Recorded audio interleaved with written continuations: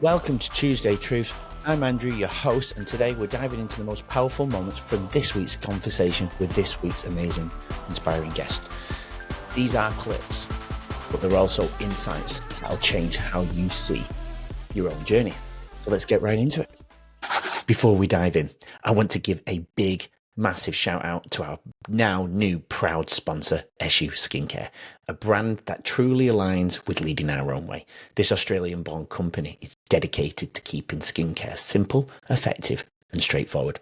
They've made waves in the US, even landed in Macy's and over 300 stores, and now they're back with a renewed focus on healthy skin and real results. If you want authentic skincare that fits your lifestyle, check them out in the show notes. Thanks to Eshu Skincare for supporting real stories and mental fitness on leading our own way. And if you're interested in sponsoring like Eshu Skincare, drop us a message. We'd love to connect. Quite confident. So from the age of 10 to 16, it felt like water off a duck's back until he literally took advantage of me, and it felt like it all just, it's like the story collapses in on itself and it all matters. All the meaning comes together. Do you know what I mean? Like it's like I put all the thread together, and yeah. So your friends, you're friends with his children? Yes. And what age was he? What was your age? I'm trying to be sensitive at the same time. How old were you when he took advantage of you? Yeah, he tried it around about 15. Oh. Yeah, and then it was really rotten because Mum was actually at home in palliative care, so she was passing away. She had 6 months to live with a tumour. My dad was a senior sergeant detective, David Wale, going to work as a policeman, doing undercover work. And because Mum was sick, this Dad's best friend made an offer to come and do some work around the home, help around the home and fix some things. And he was perving on me in the shower. He was trying to enter my bedroom. He was making comments to me. And then I went to his daughter's place, and I was supposed to spend time with her upstairs in the girls' bedroom. And they had a shop. They had a fish and chip shop. And he said he was sick. And he said that all three daughters and his wife had to go to the shop, and they were arguing, saying, they argued, and which was good that I heard that, because I realized that only one person needed to go, or the adult and one child, and that my friend could stay with me and her sister and we could play, but he sent them all off. And he was home with his 3-year-old son, and he sent I went and had a shower. I was in the bedroom in a towel, getting ready to get into pajamas, and I was just going to go to bed. I felt safe behind the door. I'm like, I don't have to go near him. He doesn't have to tap me on the bum or say inappropriate things or put me down. And then the 3-year-old came up, and he's telling me to come down. Dad wants you. And I'm like, no, I'm tired. I'm going to bed. I'm not coming down. And next thing I know, this man burst in, pushed me to the bed, pulled the towel open and tried to penetrate me, and was grabbing me by the breasts. And I punched him in the face. Oh, you go, girl. Oh. But my dad trained us in boxing, and I was learning karate, and I'd had a few situations at school where my dad had encouraged me to defend myself against bullies and stand up for myself. So I stood up for myself, and he called me a few choice names, got up and left. But it was at that point that I knew I was in trouble if I stayed around him ever again. Look, he never got his way with me, but he rubbished me to my dad. He made up stories. My mum had passed. My dad was vulnerable. My dad was having these talks with me about, why are you acting out? And I'm trying to say, I'm not, without telling my dad what had happened, because I'm now not going to, now that something has happened and I've put it all together and it's not water off a duck's back anymore, I'm not going to land this on my dad's plate. My dad's at the kitchen bench crying himself to sleep at night. I've put my brothers to bed. I'm putting my brothers to bed, and then I'm coming and rubbing my dad's back until he falls asleep, and then I gently waking him up and getting him to go into the bed where his wife had passed. He was trying to avoid going to bed. And I wasn't going to pass this on to him. I wasn't going to tell him. I wasn't going to put this on his plate. And it was probably 2 years in when I had a suppressed memory come up about being raped when I was 18, when I first went to uni. With everything that you'd been through and experienced, you mentioned that you went into a pretty dark space, but how far of a deep dark space did you ever attempt to do anything? I did. So was that the same as... So was... Yeah, I'm sorry, I'm getting myself all like... I lived in St Kilda for around 10 years. And it was true, and that's when I was running the art group. That's when the suppressed memory came up. But also at the beginning of that 10 years, okay, so I have been sexually abused once, but raped 4 times. And one of those was gang rape. And the gang rape happened when I first moved into St Kilda, so the beginning of that block of 10 years when I was running the art group. And that was also a suppressed memory, but I still carried the fear from it. But I just didn't have all the pieces. Like, I had a vague feeling, but what I didn't recall was the actual rape scene. But I recalled the mocking scene where they were around me and calling me a SLUT and what a stupid, dumb woman. She doesn't even know, because they drugged me. It was, they drugged me. Anyway, so I remembered the mocking, but I couldn't work out why would I go to a party where I felt good, I was with a friend, and then I lost my friend. I remember finding myself outside hiding under a car, which I thought was before, but it was after. But they'd taken me into a bathroom and I'd forgotten that whole thing. But I remember dancing and having fun. I remember them offering me a drink and me saying, no thanks, because I know about, things like that. I'm not going to accept that.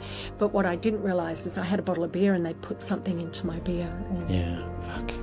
Bastards. But, yeah.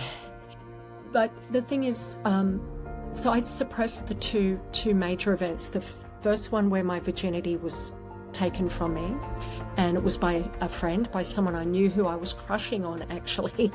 But he didn't know I was crushing on him, but that's suppressed, and then the other one was suppressed.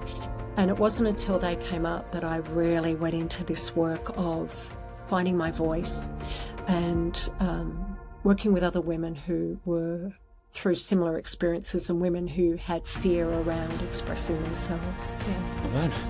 I know, it's a big story, I know.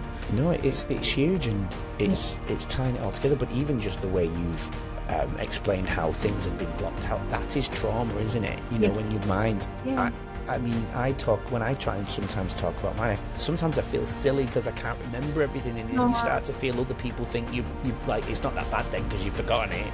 I used to feel silly, but once you know how the brain works, yes, exactly, you totally can forgive yourself, and yeah, absolutely, it is what it is, and it comes. I mean, you can do the work, but it only ever comes back when you're ready for it, when you're able to deal with it, to process it. It was, you know what I mean? It was debilitating, and it caused chronic anxiety. Like I was saying, I couldn't walk out the door. This is the thing, and I know now, I mean, apart from the fact that I probably was always going to be a public speaker, given in primary and high school, I was reciting what I'd read in books, and I'd end up with a crowd around me, and I was orating already, given that I come from preachers and teachers, it makes sense. But I know that the trauma suppressing my voice is really it gave me this huge drive, and it allowed me to deeply research why self-expression is the missing link to our well-being, because it is. I mean, and you can do everything that we spoke about before in regards to health, but if you're not sharing your truth, if you're not able to be authentic, then you're suppressed and you're carrying that in your body. You've got that tension in your body. Never quite, you're either a mouse or you're a people pleaser, or you're acting it out. You know, you're never truly at peace when you're not able to express yourself. And that's what happened to me. I wasn't able to express myself. I didn't feel safe. I didn't feel safe to share my thoughts. I didn't feel safe in the world. And I certainly didn't feel like I could share any of my stories because I'd been sworn to secrecy. So it's just a horrible place to live, you know, because you're literally just ruminating in your own head, having nightmares. I'll be honest, there was at one point where it was so busy in my head in here. I kind of imagined it'd be nice to just throw my head against the wall and just let it all pour out. And it's quite alarming when you find yourself thinking that way and you really don't know what to do about it, because no one really wants all of those stories and all of that drama. Where do you put it? Where do you put it? Yeah. Did you ever reach out to anyone or vent to anybody, seek support? Not really. I did eventually, but not in those early days. Thing is, when Mum passed, we also had 5 other family members pass within that month, and so I did reach out to everyone. I first of all decided that I would tell my middle brother, who I was closest to, and we'd just lost Mum, and he'd just taken a handgun out of my dad's mouth after I had, and we'd shared that. His load was already huge, but I thought, I need to tell him that what's been happening with Dad's best friend all these years. I can't hold it anymore. I need to tell my best friend, my brother, my middle brother. And he literally, I walked into his bedroom. He was not far away from me. And as I said the words, he literally, it was as if someone had pushed him backwards against the wall. He reeled backwards, and I don't blame him. He said, "How dare you try to destroy our family? How dare you lie? How dare you try to destroy our family?" And I'd lost that friendship for 45 years. I'd lost him after that, yeah. And he said authenticity is when you tell the truth, but you believe it. Nice. I know, and I right? would add to that, it's not, you're not trying to impress someone, you're not trying to fulfill others' expectations, and it's not that we don't work along with other people and meet our brief, for example, but we're not living a life where we're people pleasing and completely ignoring our own truth. And authenticity isn't about just spilling your guts and saying it raw. That isn't it. It's just sort of, it's really based in integrity, where you're honouring right where you are. And authenticity, I mean, if you're not being authentic, or either people pleasing, you're trying to act professional, you're trying to act like the expert, you're trying to act like the know-it-all, that's inauthentic. So when someone's authentic, you know what you're working with, and you yourself know right where you are and what you're working with.